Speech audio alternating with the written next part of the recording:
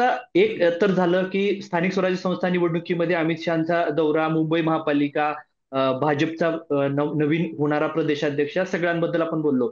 पण सगळ्यात आणखी एक महत्वाची गोष्ट, सरकार येऊन देवेंद्र फडणवीसांचं जवळपास आता 8 महिने होतील. पण ह्या 7-8 महिन्यामध्ये देवेंद्र फडणवीसांना अ, रायगडचा पालकमंत्री कोण आणि नाशिकचा पालकमंत्री कोण याचा तोडगा काही काढता आलेला नाही. अमित शहाचा रायगड दौरा झाला, सुनील तटकरेंच्या घरी फराळ खाऊन झालं, त्याच्यानंतर जेवण करून झालं, त्याच्या सोबत आता अशोक चव्हाणांच्या घरी पण जेवणावळी उठल्या.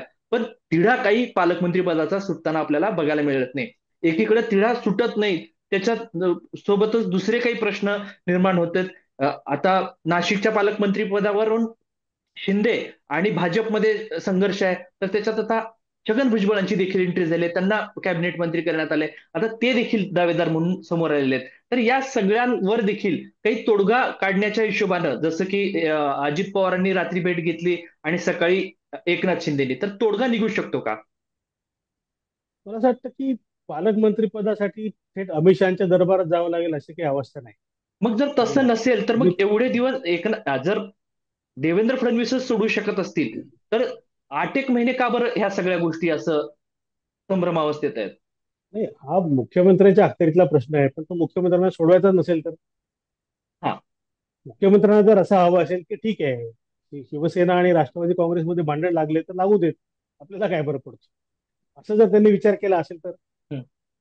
आणि हा विचार तसाच केलेला दिसतो ना, म्हणजे ज्या हम्म. पद्धतीने सुनील तटकरे भरत गोगावलेची नक्कल करतायत किंवा हम्म. बाकी सगळ्या गोष्टी तिकडे चालल्या आहेत, गोगावले आदित्य तटकरेंच्या विरोधामध्ये बोलतायत, हम्म. ते सगळं बघता मुख्यमंत्र्यांना ते हवंच आहे, भाजपला हवंच आहे की सेना आणि राष्ट्रवादीमध्ये संघर्ष पेटला असेल तिकडे, भाजपचं काही नुकसान नाही त्याच्यामध्ये. आणि आणि पालकमंत्री पद ठीक आहे, म्हणजे पालकमंत्री आता तात्पुरतं कोणतरी असेलच तिकडे, मला असं वाटतं हम्म. कोणाकडे तरी ऍडिशनल चार्ज दिलेला आहे. पीडीसीची बैठक कोणी घ्यावी, त्याच्या निधी वाटपाचं कोणी ते करावं, ते लगेच. डीपीडीसीची बैठक असं काहीच नाही त्याच्यामध्ये.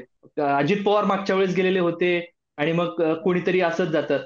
त्याच्यामध्ये फार, कारण मी अर्थमंत्री आहे म्हणून मी गेलो, पण त्याच्यावर बहिष्कार भरत गोगावलेंच्या सगळ्या म्हणजे आमदारांनी टाकलेला होता सांगण्याचा मागच्या. मुद्दा तोच आहे की हम्म. ज्या जिल्ह्याच्या नियोजनासाठी म्हणून ज्या बैठका घ्याव्या लागतात, हम्म. जिथे निधी वाटपाचा विषय येतो, हम्म. तो विषय पूर्ण झालेला आहे या वर्षाचा. हम्म.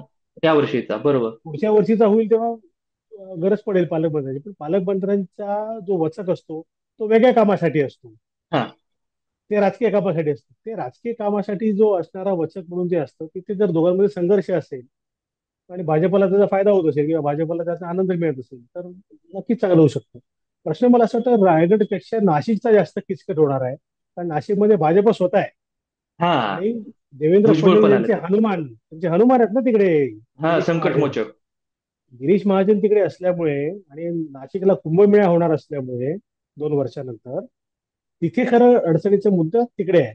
पण मला असं वाटतं की देवेंद्र फडणवीसांचा एक प्रकारे छगन भुजबळांना त्यांच्यावरती उपकृत केलेलं आहे ना मंत्री करून. हम्म. भुजबळ म्हणाले परवा की देवेंद्र हम्म. फडणवीसांची इच्छा होती डिसेंबरमध्येच करायचं होतं, पण ते काही कारणामुळे झालं नाही.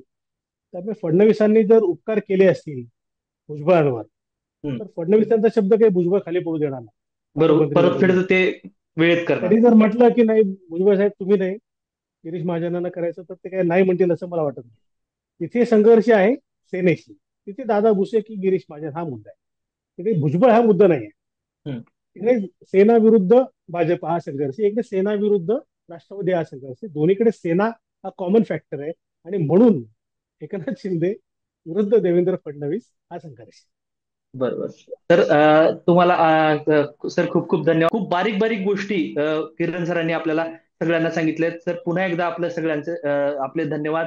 आणि किरण सरांनी जे मुद्दे मांडले आहेत त्याच्याबद्दल प्रेक्षकांना काय वाटतं ते तुम्ही कमेंट बॉक्समध्ये आवर्जून सांगा. तुम्ही अजूनपर्यंत द पॉलिटिक्सला सबस्क्राईब केलं नसेल युट्यूबवर तर सबस्क्राईब करायला विसरू नका. त्याच्यासोबतच हा व्हिडिओ लाईक करा आणि आपल्या मित्रमंडळींसोबत शेअर करा. ही मुलाखत बघितल्याबद्दल आपल्या सगळ्यांचे खूप खूप धन्यवाद.